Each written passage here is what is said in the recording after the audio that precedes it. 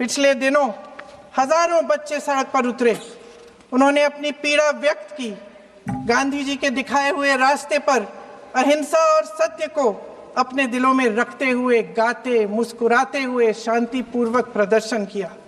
लोकतंत्र के सबसे पवित्र सिद्धांत के तहत उन्होंने अपनी आवाज उठाने का अधिकार कायम किया। ये उस भारत के बच्चे हैं जो गांव में रहते हैं, जो महानगरों में रहते हैं, जो छोटे कस्बों में, छोटे शहरों में रहते हैं, जहां माँ अपने गहने बेच देती है, पिता अपनी जमीन गिरवी रख देता है, एक परिवार अपनी पूरी जिंदगी की कमाई बच्चे के सपने पर खर्च देता है। और अब उन्हीं बच्चों को लगने लगा है कि आज इस देश में मेहनत से ज्यादा बेईमानी मायने रखती है, मेरिट से ज्यादा पैसा मायने रखता है। तब सिर्फ एक छात्र नहीं हारता, उम्मीद हारती है। इन परेशान बच्चों ने अपनी उम्मीदें आपसे साझा की। उनकी मांगे क्या थी?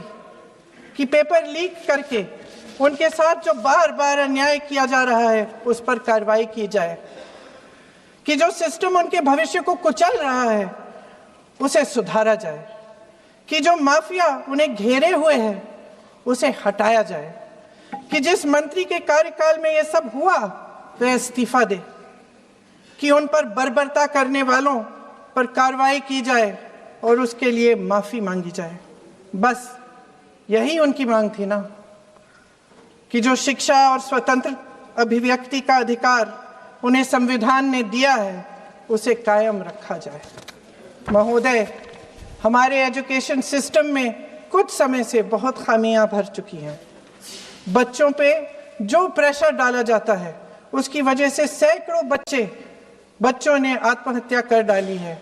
उससे भी ज्यादा बच्चे डिप्रेशन में डूब रहे हैं।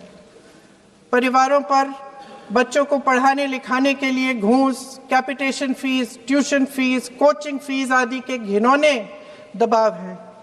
लोन लेने पड़ते हैं, सामान बेचना पड़ता है और उसके बावजूद कोई गारंटी नहीं कि उनके बच्चों के भविष्य मजबूत बन पाएंगे, क्योंकि बेरोजगारी चरम पे है। इस सरकार ने रोजगार पैदा करने वाले सभी सेक्टर्स को लगातार कमजोर किया। एग्जामिनेशन सिस्टम खुद फेल हो गया है। पिछले दशक में 152 पेपर लीक हुए, 750 करोड़ छात्र प्रभावित हुए, मगर एक भी दोषी, एक भी माफिया को सजा नहीं।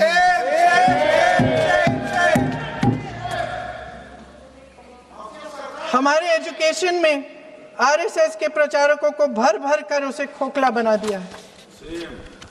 जबरदस्ती एनटीए बनवाकर सिस्टम का केंद्रीकरण करके उसे और भी उलझा दिया। देश के कुल बजट में, हाँ जी जबरदस्ती, आपने अभी अभी सुना तमिलनाडु के हमारे साथी क्या कह रहे थे। देश के कुल बजट में एजुकेशन बजट की हिस्सेदारी हर साल बढ़ाने की बजाय घटती जा रही है। 1.4 लाख करोड़ रुपया का पूरा बजट एजुकेशन बजट है और 1.32 लाख करोड़ सिर्फ नीट देने वाले 22 लाख बच्चों के परिवारों से हर साल खींचा जाता है। एक और शर्मनाक आंकड़ा भी है।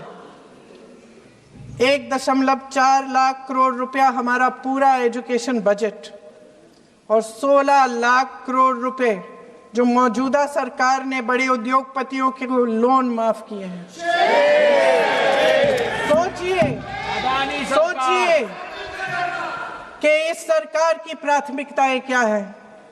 सच ये है अध्यक्ष महोदय कि जिस तरह अस्पताल में उस छात्रा की मां का विश्वास पूरे सिस्टम से हट गया है, उसी तरह देश के युवाओं का भरोसा इस पूरे सिस्टम से टूट चुका है।